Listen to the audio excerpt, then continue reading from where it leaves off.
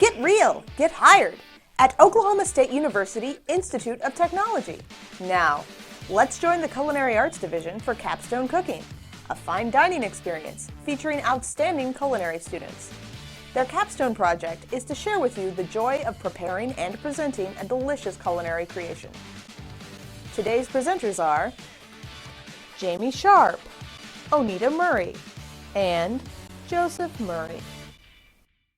Hi, my name is Joseph Murray. I'm here with the OSU IT Culinary Arts Department. We're here today to show you two demonstrations. Our first demonstration is going to be Jamie, who will show you how to decorate a cake with fondant and icing, and then our second demonstration will be Onita, and she will show you how to bake chocolate chip cookies. So now we're going to start with our first demonstration. Hello, my name is Jamie Sharp, and I'm with the Culinary Arts Department at OSU IT.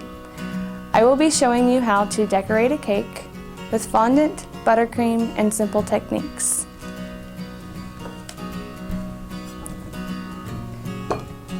Today I have a simple white cake that I baked off. It's a 3-inch round, and I leveled it off the top and then flipped it over onto a cardboard cake round. My buttercream icing that I have pre-made with powdered sugar, butter, a little vanilla, and a little bit of cream. This is my little recipe that I've made myself so that I could use buttercream underneath fondant.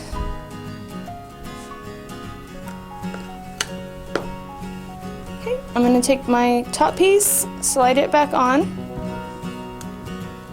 make sure it's still even here, and then we'll take our small spatula and add some more buttercream right back on top. You don't have to have it thick, you want it pretty thin. Guys, I know I'm taking a little bit of time here, but it doesn't take much time once you get the hang of things. And one of the most important things that I have found is the offset spatula that I'm using in my hand today, and also the rotating cake stand. It makes a world of difference when you're doing cakes. If you notice, as every time I move around the cake, I spin the cake stand. When I'm working with fondant, I like to make sure that my surface is very, very clean, because fondant, especially white fondant, will pick up every little piece that you have on your surface. I always like to wear gloves when I'm working with fondant, especially when I want to color my fondant. Obviously, coloring can color your fingers. So today we're going to go, since I have red and white icing, we're going to go ahead and go with, let's go with a blue. We'll make it all pop out. First of all, we want to knead our fondant. And the way you knead is you just kind of rotate and push with your palm.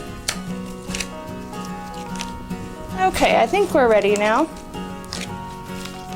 I think we're going to have fun with this one, and we're going to add a little bit of blue. I'm going to make a marbly effect, which is one of my favorite things right now because it's so popular in everything that I've seen on TV. So,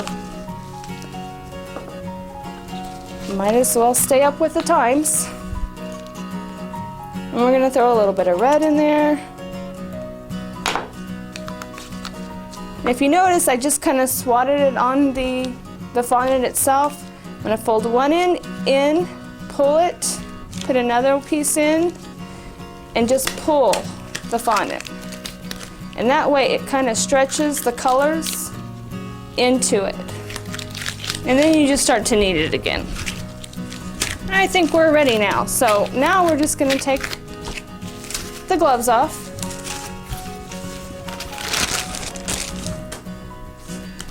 And we're going to pull this into a ball, press it down just a little bit to get kind of some of the lumps out of it.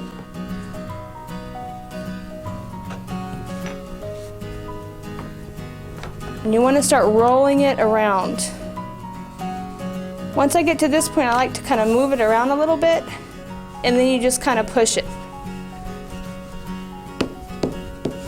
It's really important that you work pretty fast once you have fondant out, And try not to rub it with your fingers because it will dry it out. Once you get a big enough piece that you think is going to fit your cake, always leave extra room so that you can have room to work with.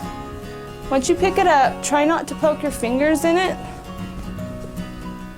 Then you're gonna, this is a small cake, so I can just lay it on one piece. Lay it on like this.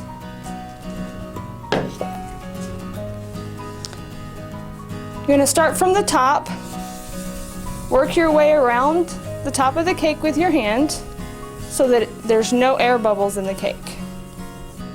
Then you're gonna start with one side. Come around the side and look, I'm using this nice cake turner to keep it moving where I don't have to continue on around or move the cake.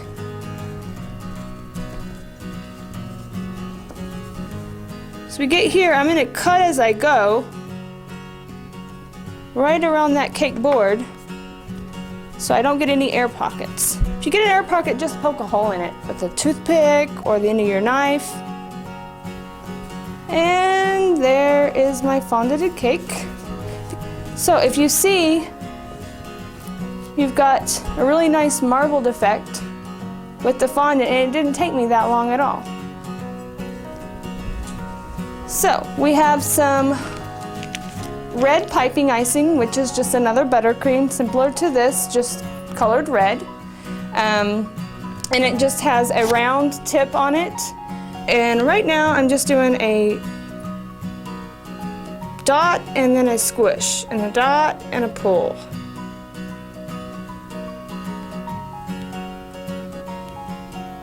That's personally one of my favorites because it's really easy. You could actually take the star tip if you wanted to.